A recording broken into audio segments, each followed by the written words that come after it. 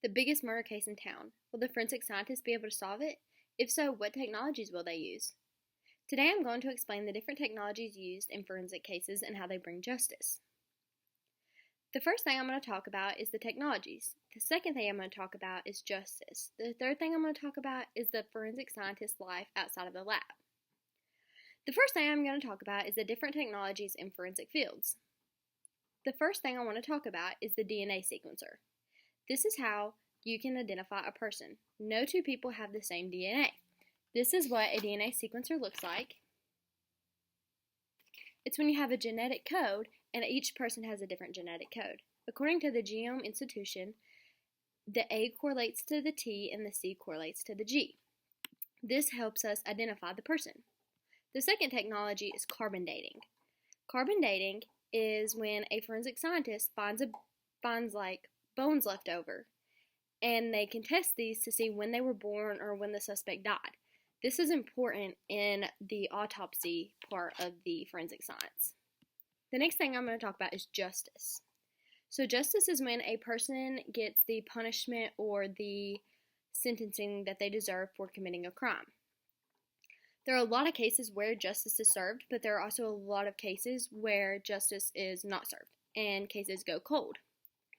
According to the CSG Justice Center, 63% of the violent crimes committed in 2022 went unsolved. Having a good forensic science and criminal justice program is very important to serve justice and lower that percentage in the future. The last point I will be talking about is forensic science technologies and how they relate to a person's life and how a person's life is outside of the lab. So being a forensic scientist is very hard. You will encounter very close to home situations, and this is very hard to get over. For example, if you are a mother and you are part of a case where a mother killed their daughter or where a husband killed their daughter, and then you go back home to your husband and daughter, that's really hard, and it really hits home, and it makes you realize just what you have. So that's definitely difficult. According to the Forensic Magazine, the demanding nature of their work takes a significant toll on their mental health. But by using these technologies previously mentioned, we can help the peace and the justice come more often. So these technologies don't really range outside of a lab, so it is extremely important for us to be educated on the technologies used inside of a lab because you don't see them outside of there.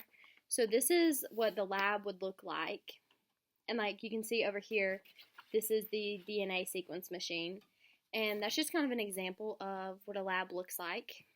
So understanding these technologies used in forensic cases help the criminal justice system bring the families of the victims peace the way they may need. So in conclusion, DNA sequencers and carbon dating are two of the most common technologies used in forensic science.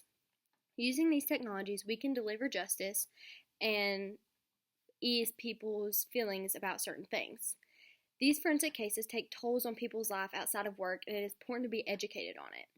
Today I explained the different technologies used in forensic cases and how they deliver justice.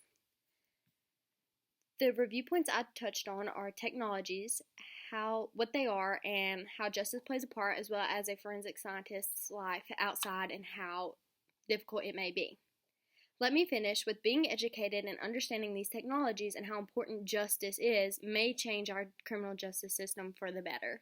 And it is important to be educated so that we can better our criminal justice system every day.